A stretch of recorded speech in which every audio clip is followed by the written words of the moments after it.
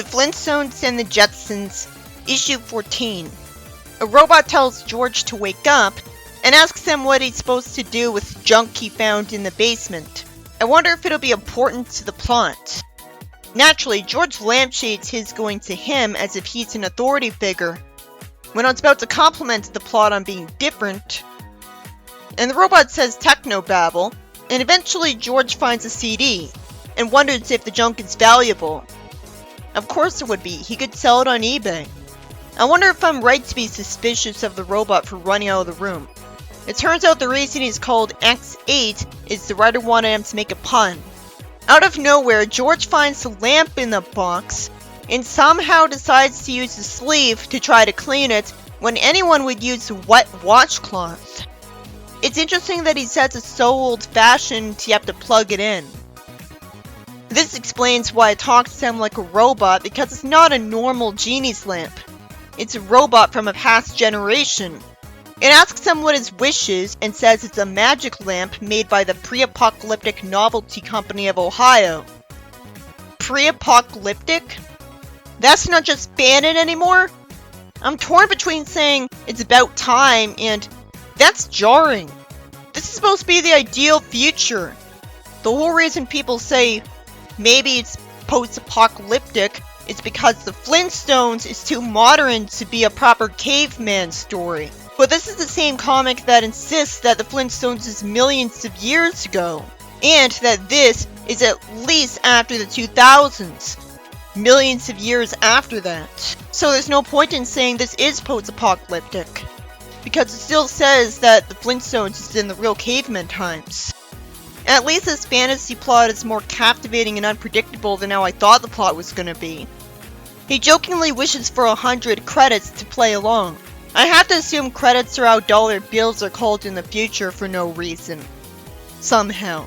It gives off a crypto vibe. I hate it. An announcement tells him he won the office pool because the sports team won and so he gets the money.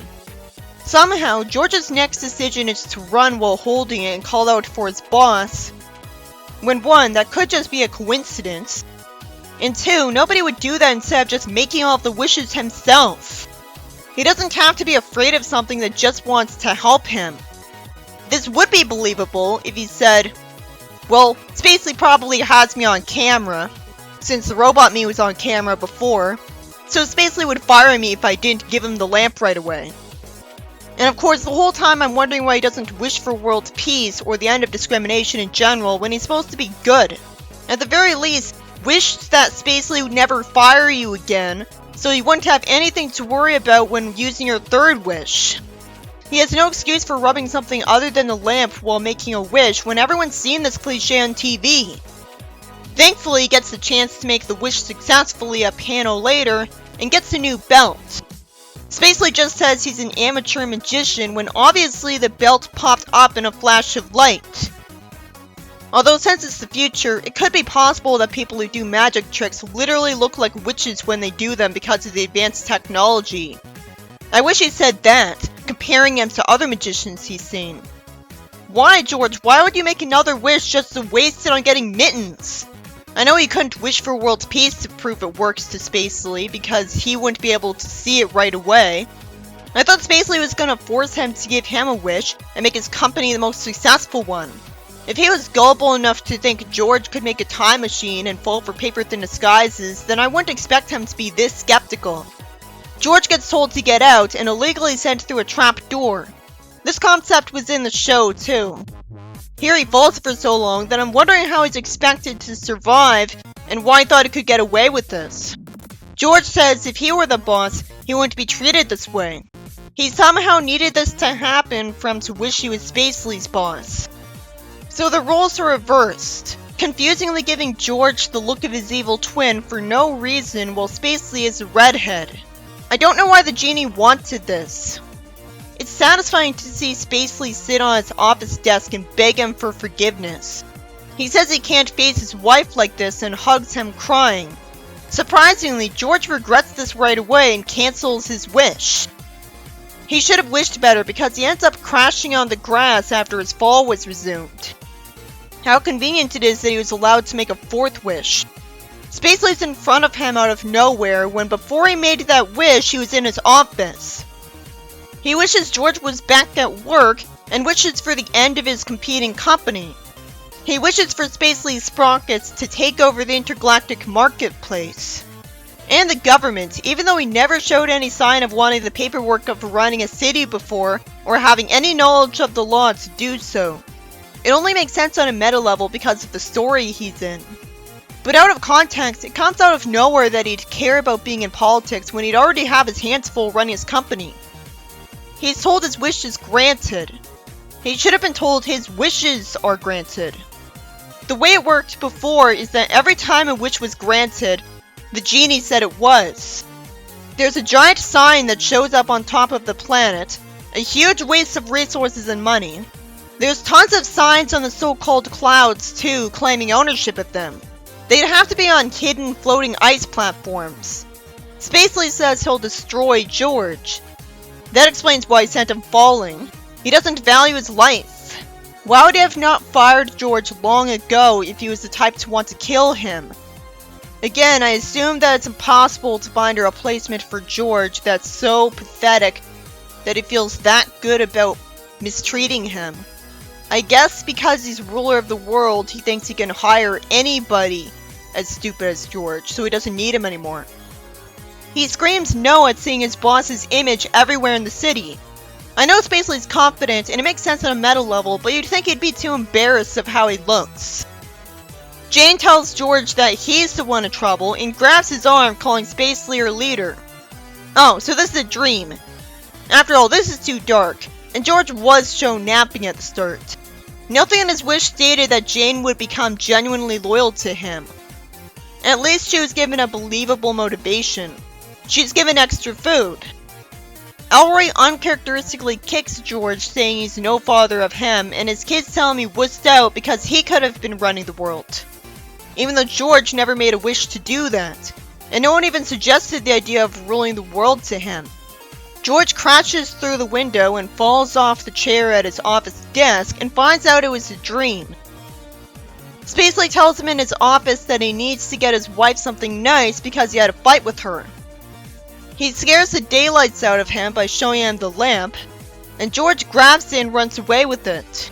To be fair, there was literally a character in the 60s comic that said he was going to do experiments with black magic, so since witchcraft exists in the Jetsons world, he might be right to confuse his dream with reality here.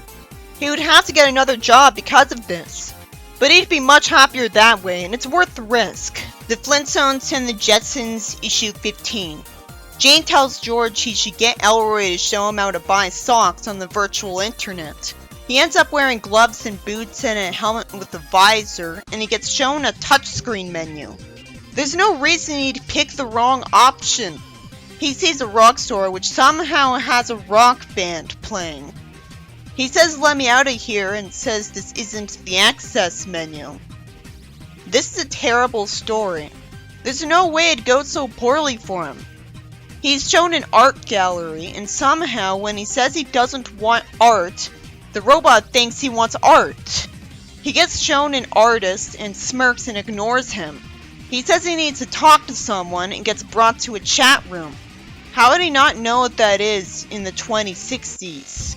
A robot offers him juice, and by coincidence he sees Spacely, who in this universe is either older or gave up dyeing his hair black. Either way, I don't like it. George says he's lost and looking for the complaints department.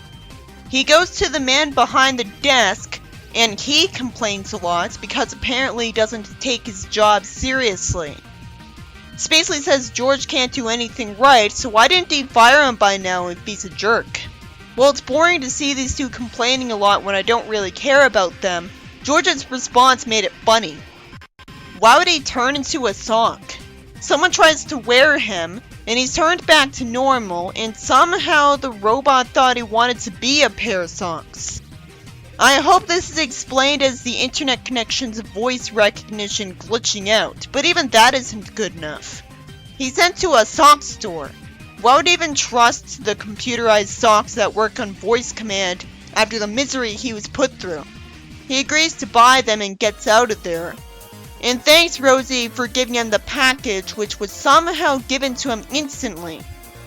He tells the socks to roll up, and somehow they roll too far up and go upside down. The story ends with him asking Jane to buy him socks, while too embarrassed to explain why he can't get them from the internet, as she's watering plants instead of doing nothing for once. The Flintstones and the Jetsons, issue 16.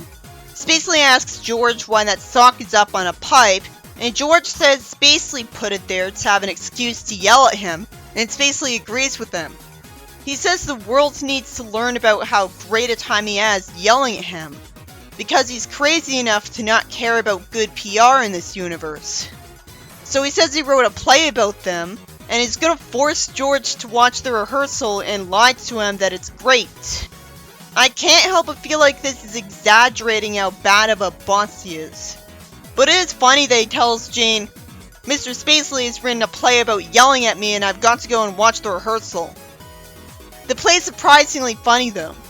I didn't expect it to be like this. The actor picked for Spacely is muscular, while the actor picked for George is ugly, and says the report was delicious, and asks him to come back when he's done sleeping. Why hasn't Spacely fired him if he thinks of him as even half as stupid as this? He has other employees to yell at too. The actor thankfully explains why Spacely hasn't fired him. He says out of the goodness of his heart, he's just gonna yell at him until he's a better employee. So he does it out of faith in him to change.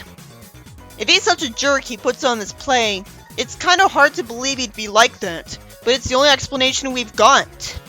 Spacely would have to know George hates the play, so he's just willingly ignoring that. And I don't know why, as acknowledging his misery would give him an excuse to yell at him some more. The actor is shown in a fake hospital bed in the play because it's based on the time he stubbed his toe in a golf ball. Why would that have gotten him to need a blood transfusion? But that is a funny line. Somehow, the actor playing George is written to say he needs him to yell at him. He says he's sold to the company for magic beans and goes into bed with him, so the actor stands up perfectly fine, and then George the actor builds a robot just for its head to spring up, and it to start wrecking the place. But still, he made it capable of moving, even if he isn't possibly bad at it. George says the play has to end soon, which Spacely would hear him say beside him, as he's hearing him call him different variations of the word idiot, and the next panel has him sunk deeper into his chair looking hilariously sad. The actor for Spacely hopes George finally realized how stupid he is. So this is a better explanation for why the play exists. It would be good for George to realize he's stupid because then he'd become careful. The problem is, it portrays him in an exaggerated way instead of basing it on the mistakes he actually would have made. So George won't learn that he's an idiot from this. Just learn that Spacely's either wrong or gaslighting him about his intelligence to bully him. But again, if the goal of this is to make him act smarter, then it'll be worth it if it works. The fact that obviously no boss would ever make this play did nothing but make it funnier because I knew even real life wasn't that dark, which kept it from being too depressing. Sure it was, but he's done enough stupid things that it's a bit cathartic to see an idiot get called out on it for once, when it almost never happens in Sonic comics, and again, it's so over the top it crosses the line twice. Somehow, the actor playing George thanks Spacely for yelling at him and calls him his best friend, making me assume Spacely had him say this because he thought he'd be annoyed at it. It's ironic, in the comic before this I was feeling like Spacely thought of him as his friend because he confided in him and hung out with him outside of work, and trusted him more than he should. That was weird, but much better because it tried to make up for him being a jerk. George tells Jane that the play is 3 hours long. Jane would know he can't put a stop to it, so why did she ask him this? Spacely tells him there's a problem with the play, and he says he knows, and then says he knows that's terrible. Spacely wouldn't buy it. He just doesn't care what he thinks and only intimidated him into thinking he does. He complains that the actor playing George quits because the part made him look stupid. George is relieved when he should have known he'd be used as a replacement. He wishes he didn't have to say duh, and Spacely tells the actor he's not yelling at him right. He yells at George and somehow makes him fall on his back when he should be used to this by now. He calls the actor an idiot and he's arrogant enough to quit just because of that, because he's confident he can get a new job right away. Predictably, Spacely says he'll replace him in the play. Why would Elroy think George would be excited for the play? Once again, a main character assumes the play will be considered a terrible flop. So once again, I assume the audience will love it as much as I did. It makes sense that they're good actors because they're just acting out how their lives are usually like, except exaggerated. So in the play, Spacely gets annoyed at George for putting pizza in the files under L for an unbelievable reason. The audience laughs, and George realizes that the more he tries to bring dignity to his performance, the more they laugh. They bow with roses being thrown at them. Why would Elroy tell George the good reviews of the play from the newspaper when it's obvious he hates them? It's not like he's actually trying to make him miserable, which would be the only explanation, because it keeps himself from finishing a sentence when a critic says George is believable as an idiot. On the bright side, this means the critic doesn't think George is an idiot, just that he looks like one. George complains to Jane about a 5-day work week, when he has a 3-day work week in the show. Rosie tells him he has a call from Spacely who's closing the show because he's getting too many other offers from the media because they love him. It's amusing that he puts shades on while smirking before hanging up. George is glad he won't have to see or hear him anymore. So of course in the next panel, Spacely's image is everywhere. Why would any of his family have bought a Spacely doll? It makes sense if they said it was to beat up. I guess Spacely forced him to have it in front of the video phone. Spacely's even used in a commercial. Later on, a film crew making a documentary about him wants to film him yelling at George. I wonder if all that yelling will hurt his voice. In a pleasant surprise, he starts coughing and loses his voice. So I'm impressed with the realistic writing for once. He's told he can't talk for 3 months somehow, and can't yell at him for over 6 months. The story ends with George being relaxed and thankful for the silence, openly talking like that in front of Spacely risking and firing him. This story is about George dreaming that he got a genie's lamp, with unlimited wishes with the lamp itself being the genie. And somehow he makes just silly, mundane wishes with it, with no explanation for why he's not believed about it. It takes until he's somehow sent falling through a trapdoor for him to wish to be Spacely's boss. And at least the plot holes can be justified because it's just a dream. Spacely makes him feel bad enough to undo the wish right away, when normally he enjoys seeing Spacely suffer. He's lucky that he even wished to be Spacely's boss in the first place, when I think a normal person would just wish that he would have a soft landing and not get hurt. And Spacely somehow ends up in front of him right away after he was in the office before. So he takes the genie's lamp and the plot gets exciting. He makes the most predictable ever wishes with it, but sadly all we see of this concept that isn't cliche is that he tells Jane she gets extra food today for grabbing George's arm, after he decides to have George destroyed, with no explanation. The fact that his family turned on him and seemed sincere about it completely gave away that it was a dream.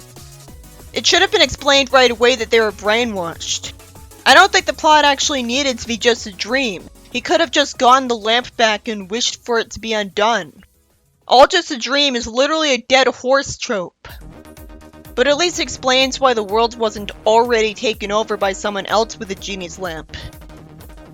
This story by Mike Copperman was about George going through the virtual internet and somehow never getting sent where he wants until the end, without explanation. So it sucked because there was no believability in him having a hard time. It's supposed to be the perfect future. At least I can give it credit for the fact that I never knew where he was gonna go next. This unrealistic plot was about Spacely making a play about his yelling at George for being exaggeratedly stupid, becoming a celebrity for it who yells even more until he loses his voice in a wonderful ending. You'd think I would hate this story because it's all about George being treated like shit when he doesn't deserve it. But the dark comedy was done so well that I actually found it charming. That's so clear that crosses the line twice humor you aren't supposed to take seriously. It's just the exact way that the actor portrayed George as impossibly stupid. It was actually entertaining to watch. It was obvious Spacely would know he's not really that stupid and was exaggerating it. I like that the plot had variety because it wasn't just about the flying, even if it did flanderize Spacely.